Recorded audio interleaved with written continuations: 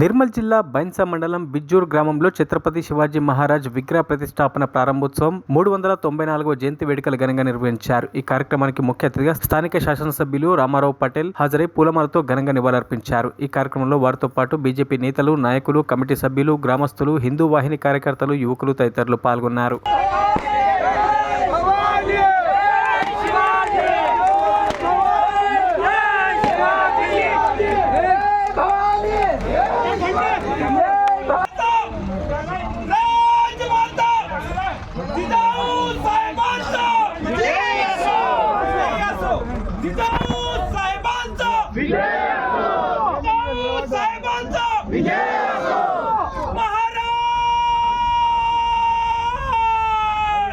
ఒకటే చెప్తున్నాను, దయచేసి మీరు నెలకొకసారి ఈ స్టాచ్యూ శుభ్రంగా కడగాలి.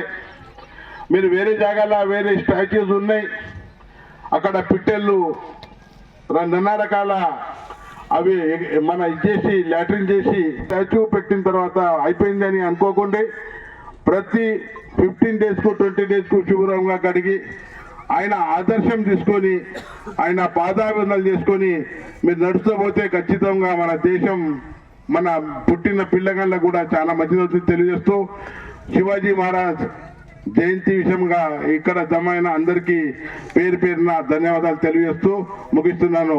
జై హింద్, జై భారత్. మరిన్ని అప్డేట్స్ కోసం మా ఛానల్ని సబ్స్క్రైబ్ చేయండి.